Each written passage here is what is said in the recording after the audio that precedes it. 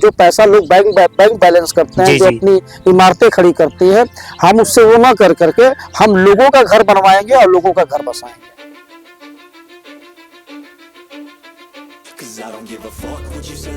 1000 से ऊपर ऐसी लड़कियां हैं जिसकी मैंने शादी कराई है यहाँ से लेकर के और जीरो तक।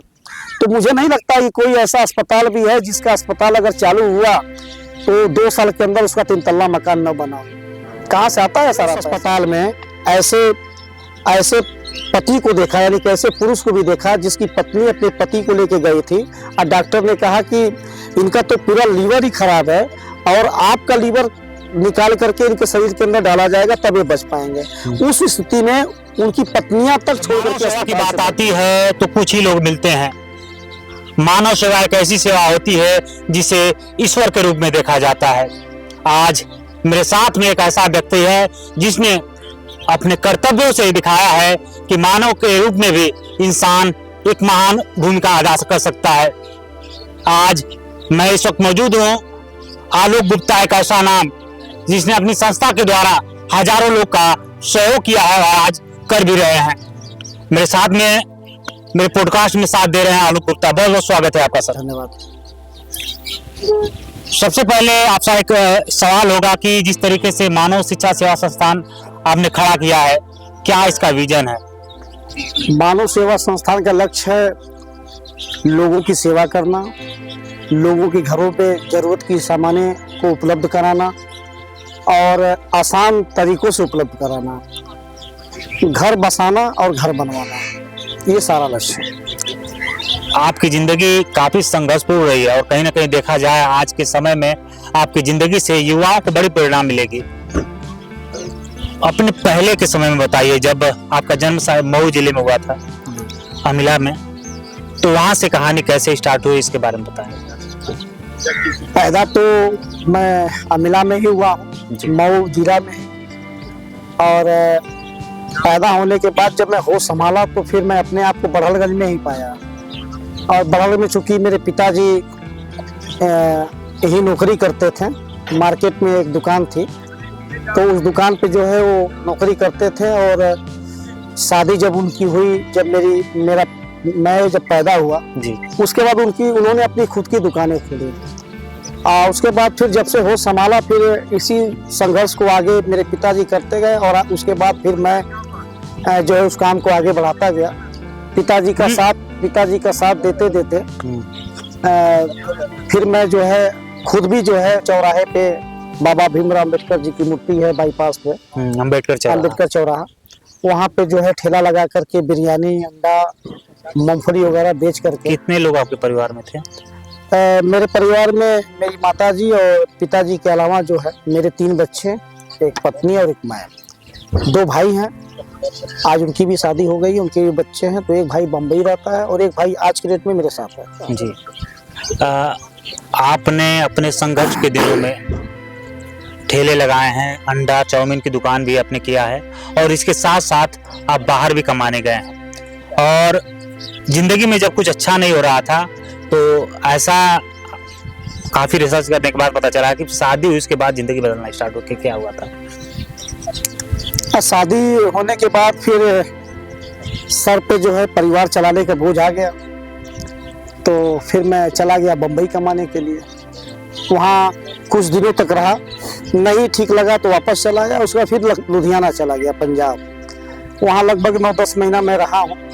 वहाँ बेंडर का काम मैंने किया है, बेंडर मशीन में चलाता था, लेकिन वहाँ भी जो है बहुत लंबा नहीं चल पाया। 9-10 महीना रहा तो नहीं समझ में आया, तो फिर घर आकर के वही फिर ठेला लगाना मैंने चालू किया।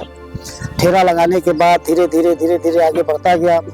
फिर उसके बाद एक कैसेट की दुकान खोली, जो पहले ऑडियो कैसेट वगैरह आता था। फिर सीडी कैसेट आया, फिर डीवीडी आया।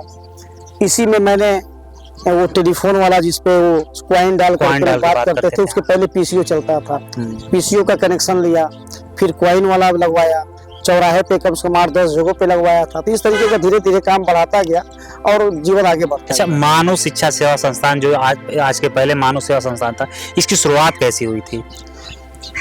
इसकी शुरुआत जब मैं ठेला लगाता था बाईपास पे, तब से ही चालू हो गई थी। चूँकि मेरे अगल बगल या कहीं से भी कोई सूचना आती थी, जब किसी के वहाँ कोई देहांत हो गया, तो हम लोग जो है तमाम हमारे मित्र ठेला वाले जितने भी चौराहे पे थे, तो हम सभी लोग जो है ना एक दूसरे से चंदा ले करके 10-10, 20-20 रुपया, 50-50 रुपया जो भी मिल जाता था, तो उस परिवार में कफन है, लकड़ी की व्यवस्था है, आटे की व्यवस्था है, तो इस तरीके करके हम लोग सहयोग किया करते थे। जब सहयोग की सिलसिला आगे बढ़ता गया, तो जब कहा जाता है जब एक गांव में हम किसी को सहयोग करेंगे, अगल बगल के भी लोग देखते हैं उस चीज़ को, और कहीं ना कहीं जब किसी दूसरे को जरूरत पड़ती है तो वो लोग भी उम्मीदें लगाते हैं कि अगर मैं उनके घर में गया तो अगर उनके वहाँ पड़ा तो मैं उनके वहाँ भी जाऊँगा। तो फिर धीरे धीरे सिलसिला बढ़ता गया। पर क्या था कि अब इतना पैसा तो था नहीं कि मैं अब सबके घर में सहयोग पहुँचा ही पाऊँगा। तो जो कमेटी मैंने गठित की उसका नाम पड़ा मानव शिक्षा सेवा संस्थान। 2008 में इसकी शुरुआत हुई थी।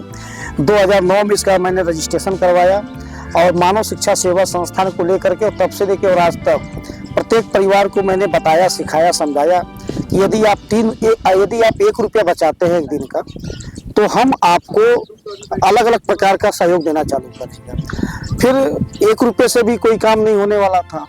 अब जो है हमने कर दिया कि अब 3 रुपये बचाइए। अब आज के डेट में लाखों परिवार लगभग मुझसे जुड़ा हुआ है जो 3 रुपया बचाने का काम करता है। और आज के डेट में उस 3 रुपये का कमाल इतना है कि लोगों के घरों में सहयोग भी पहुंचता है एकदम निसंकोच। आज तक इस कैरियर पे किसी ने दाग नहीं लगाया।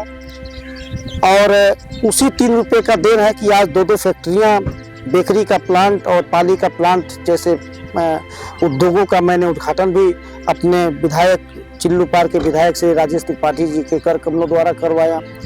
आज उसी 3 रुपये का देन है कि कम से कम 400 से 500 लोग उसमें जुड़ करके अपना रोजी रोजगार चला रहे हैं, काम कर रहे हैं, उसमें 2 पैसा उनके घर भी जा रहा है। और उसी पैसे से कमा करके हमने एक नया तरीका अपनाया है जो मैंने अभी कहा कि घर बनाऊंगा और घर बसाऊंगा। इस तरीके की व्यवस्था को लेकर के हम समाज के बीच में चल रहे हैं। और मैं सिर्फ इतना जानता हूं कि हिंदुस्तान में हजारों ऐसी कंपनियां हैं जो जनता से जुड़ी हुई जरूर है और जनता से पैसा जरूर कमाती है, पर मुझे ऐसा लगता है कि जिससे वो पैसा कमाती है उसका वो सेवा नहीं कर पाती है। वो केवल अपने ऐशो आराम या सुख सुविधा में ही वो पूरा जीवन अपना ख़त्म कर देते हैं, पर वो किसी के बारे में नहीं सोचते हैं। मैंने जो किया है कि हम अपना प्रोडक्ट, हम अपना सामान आपसे 3-3 रुपया लेते रहेंगे, उसी में ही हम आपको सुविधा और सारी उपलब्धियां भी, सारा सामान उपलब्ध कराएंगे, सेवा भी होती रहेगी। और उसी से पैसा बचा करके जो पैसा लोग बैंक बैलेंस करते हैं, जो अपनी इमारतें खड़ी करती हैं, हम उससे वो ना कर करके हम लोगों का घर बनवाएंगे और लोगों का घर बसाएंगे। इस तरीके का सपना लेकर के मैं चल रहा हूँ। मानव शिक्षा सेवा संस्थान आज काफी वर्षों से लगातार कार्य कर रहा है। इस बीच में कई लोग की आपने शादियां कराई, तो कुछ डाटा है जिसके आप लोगों को बता सकें? डाटा तो चूंकि अब आज के पहले मैंने जितने भी काम किए हैं, कोई लिखित डाटा मेरे पास नहीं जी, पर इतना जरूर कहूँगा कि कम से कम 1000 से ऊपर ऐसी लड़कियां हैं जिसकी मैंने शादी कराई है आपसे। और हर लड़कियों की शादी में बेड, फर्नीचर, अलमारी, सिलाई मशीन, बक्सा, रजाई, गद्दा, तकिया, कपड़ा लत्ता, सिलाई मशीन, बक्सा वगैरह वगैरह जितनी भी सामानें जो घरेलू यूज की जो चीज़ें होती है, जो एक बाप अपनी बेटी को दहेज में दे करके बेटियों को विदा करता है, वो सारा सामान मैं एक गार्जियन बन करके और अपनी संस्था के माध्यम से लोगों का सहयोग भी किया और लोगों की शादी करा के उनका घर भी बसाने का मैंने काम किया। अच्छा, एक महत्वपूर्ण सवाल इसे मैं ऐड करूँगा। गरीब लोगों की आप ऐसे शादी करवाते हैं, ऐसे तमाम लोग देख रहे होंगे इस वीडियो को। अगर कोई परिवार गरीब है, वो अपने बच्चे की शादी कराना चाहता है और सक्षम नहीं है, तो कैसे आपसे जुड़ सकता है? इसके लिए क्या कुछ? इसके लिए मैंने एक हेल्पलाइन मैंने जारी किया हुआ है और जो हम अपना ये प्रचार का जो भी पंपलेट वगैरह कार्ड या जो नंबर है, जो सदस्यता, हाँ नंबर है, तो एक बार बोल दीजिए दर्शक। मेरा नंबर है 99 36 70 39 43। एक बार फिर से मैं रिपीट कर दे रहा हूँ, 99 36 70 39 43। और एक नंबर और नोट कर दीजिए, 800 92 10035। फिर से 800 92100335। ये मेरा नंबर है।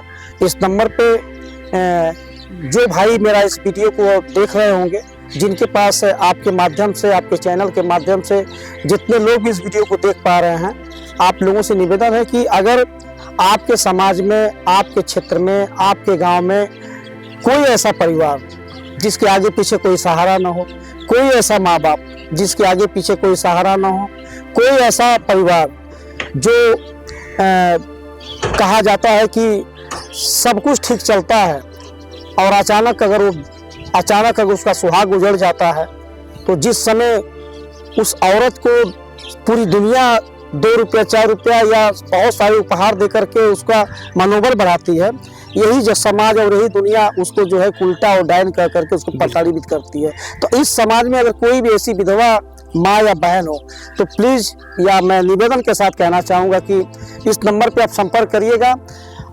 मेरी जो क्षमता है, मेरी जो व्यवस्था है, इस व्यवस्था के अनुसार 2 पैसा कमाने का अधिकार भी देने का काम करूँगा और उनको सम्मान देने का काम करूँगा जिसका हकदार वो है, निश्चित रूप से। तो आप इस नंबर पे किसी भी तरह की, अगर कोई शिक्षा में अगर कमजोर है, अगर उसके लिए भी संपर्क कर सकता है क्या? बिल्कुल कर सकता है, लेकिन अब है ना कि हम अकेले क्या क्या कर पाएंगे।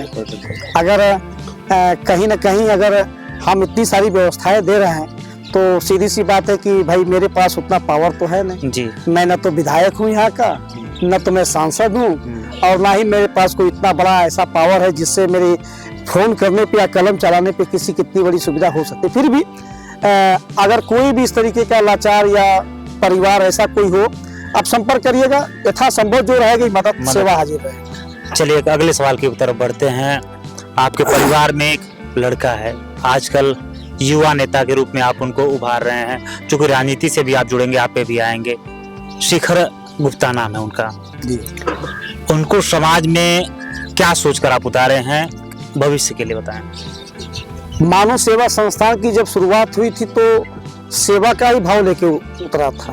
और वो अलग बात है कि बीच में थोड़ा सा जैसे लोगों की उम्मीदें बढ़ती हैं, मेरी भी उम्मीदें कुछ बढ़ गई थी। मैंने पत्नी को 3 बार विधानसभा की तैयारी करवाया और संजोग ये रहा कि मैं 3 बार फ्लॉप रहा। 3 बार में से 1 बार भी वो चुनाव नहीं जीती। लेकिन ऐसा नहीं है कि फिर बेटे को मैंने मैदान में उतारा है तो चुनाव के नतीजे से उतारे हैं। है क्या कि समाज की सेवा आप राजनीति में रह के भी कर सकते हैं और समाज के बीच में भी रह के कर सकते हैं। तो अब मैं आपके चैनल के माध्यम से पहले तो चिल्लू पार की जनता को ये साफ साफ शब्दों में बताना चाहता हूँ कि शिखर गुप्ता, जिसको आप लोग इतना प्यार दे रहे हैं, इतना सम्मान दे रहे हैं, ये तो इसके लिए मैं आजीवन आप लोगों का आभारी रहूँगा। लेकिन कभी ऐसा वक्त नहीं आएगा कि मैं कभी कहूँगा कि उसको आप लोग वोट दीजिए या उसको चुनाव जिताइए। न तो मैं अपने लिए आऊँगा, न तो मैं अपने लिए आऊँगा, न तो मैं अपने बेटे के लिए आऊँगा।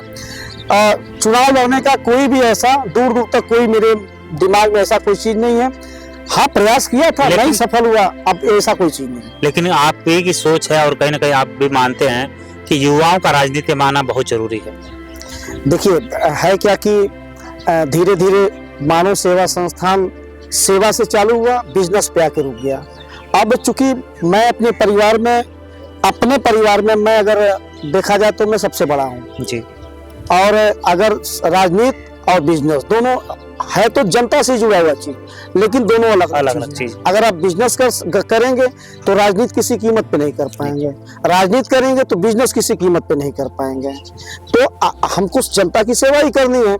एक चीज में फ्लॉप हुआ, बिजनेस में मैं सही हूँ, तो बिजनेस के माध्यम से हम लोगों की सेवा करेंगे। तो जिस ब्रह्म भोज में मैं नहीं पहुंच पाता हूँ, जिस बेटियों की शादी में मैं नहीं पहुंच पाता हूँ और कहीं कोई दुर्घटना घटती है वहां नहीं पहुंच पाता हूँ, तो अपने बेटे को भेजता हूँ।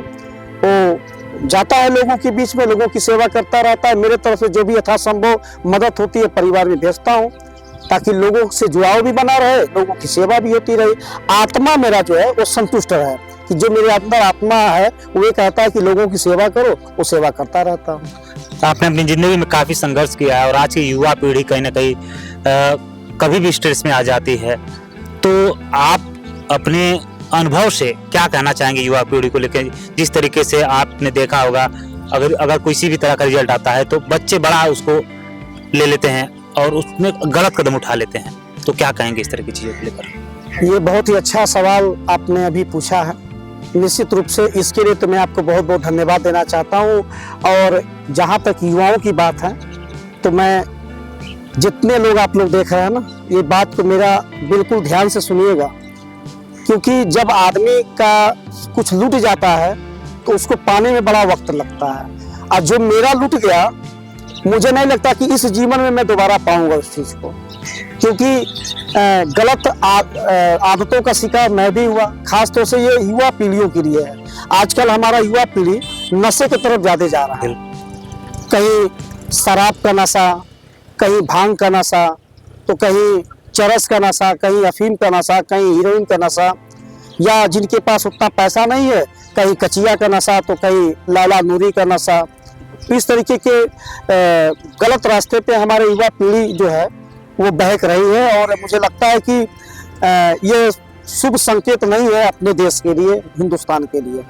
तो मैं आपके चैनल के माध्यम से इतना ही कहना चाहता हूँ कि एक बार अगर आप बहक गए, एक बार अगर आपका जीवन खत्म हुआ, बर्बाद हुआ, दोबारा आपको मौका नहीं मिलेगा। हमको देख लीजिए, मैं किसी तरीके से बच करके, मेरा भाग्य कहिए या आप लोगों का आशीर्वाद कहिए, जिसका भी कहिए, मेरा भाग्य ही मान लीजिए और आप लोगों का आशीर्वाद मिल गया, किसी तरीके से जिंदा बच करके वापस आया हूँ। और जब जिंदा बच के आया हूँ तो पीछे जब मुड़ के मैं देखा हूँ तो मेरे जीवन का जो भी जितना भी रुपया पैसा था सब मैंने गंवा दिया। और आज फिर मैं भले ही मानव शिक्षा सेवा संस्थान का प्रबंधक लिखा जाता हूँ नाम के आगे, भले ही जिला पंचायत सदस्य आलोक गुप्ता वार्ड नंबर 46 लिखा जाता हो, पर अगर मैं अपने पीछे मुड़ के देखूंगा तो जितना पैसा मैंने बचाया था अपने लाइफ में, सारा पैसा मैं वेदांता के अस्पताल दिल्ली देके चला आया। क्यों? गलत रास्तों की वजह से। तो मैं अपने युवा पीढ़ियों को सीधा साफ साफ संदेश देना चाहता हूँ कि कुछ भी करिएगा, पर नशे की आदी मत बनिएगा। नशे की आदी बिल्कुल नहीं बनना है। और अगर आप नशा नहीं करेंगे तो आप कोई गलत काम नहीं करेंगे। अगर आप नशा नहीं करेंगे तो कोई गलत काम, क्योंकि नशे में आज सारे वारदात नशे में होते हैं। आप कोई भी चीज़ पिक्चरों में देखिए, पिक्चरों में दिखाया जाता है कि कहीं कोई चीज आदमी अपने दिल पे ले लेता है, ईगो उसका हट हो जाता है, बिल्कुल, तो फिर वो शराब के नशे में जाता है, अब फिर वो रिवॉल्वर, पिस्टल, बंदूक निकालता है, छुरी चाकू निकालता है, जाके मर्डर कर देता है। तो जो ये घटनाएं घटती हैं, जो बलात्कार जैसी घिनौनी अपराधें जो हमारे क्षेत्र में, हमारे समाज में, हमारे हिंदुस्तान में होती है, वो सब कुछ नशे में ही होकर से ही गुजरता है। तो अगर हम नशा नहीं करेंगे तो हम खुद भी सही रहेंगे, हमारा समाज भी सही रहेगा और हमारा परिवार भी सही रहेगा। कहने के आप अपनी संस्था के थ्रू तमाम माताओं का आप सहयोग करते रहते हैं। आज के समय में देखा गया है कि अधिकतर युवा जिनकी शादियां हो जाती हैं वो अपने माँ बाप को छोड़ देते हैं, ऐसे लोग के लिए क्या कहेंगे? ऐसे लोगों के लिए मैं कह भी क्या सकता हूँ, बस यही कहूँगा कि अगर आज आप जो गलत काम करेंगे अपने माता पिता के साथ, कल आप भी तो माता पिता बनेंगे। और जरा सोचिए कि आज जो आप अपने माता पिता के साथ कर रहे हैं, कल जब आपका बच्चा आपके साथ करेगा तब फिर कैसा लगेगा। बस साफ साफ संकेत है, ये तो गोल चक्र है, घूमता रहता है। आज मैं करूँगा, कल मेरा बच्चा मेरे साथ करेगा। तो ये तो सबको समझने की बात। अभी मानव शिक्षा सेवा संस्थान कहाँ इसके ब्रांचेस हैं? ब्रांच कहीं नहीं है, जनसंपर्क कार्यालय है। कहाँ है? अभी तो नदवा सराय में अभी जल्दी उद्घाटन हुआ, एक तो हमारा गजपुर में है जी, उसके बाद हमारा नेवादा में है, फिर आपके बढ़लगंज, फिर पटना चौराहे पे भी बढ़लगंज में है। तो छोटे छोटे ब्रांच मैंने जो है खोल रखा है, ताकि जिसको जरूरत की जो भी चीजें हों वो वहाँ पे नोट करावें, और मानव शिक्षा सेवा संस्थान परिवार से जो भी जुड़ा हो वो सहयोग उनके घर तक हम लोग पहुँचावें, ताकि लोगों की सेवा भी हो सके और आसान तरीकों से हो सके। वो इसके लिए मैंने सारे कार्यालय खोले। आपके द्वारा कहीं ना कहीं एक हॉस्पिटल भी खोला गया है? नहीं, अभी खोला नहीं गया है। हाँ। अभी उसकी तैयारी चल रही है। तो उस हॉस्पिटल को लेकर क्या आपके विजन है?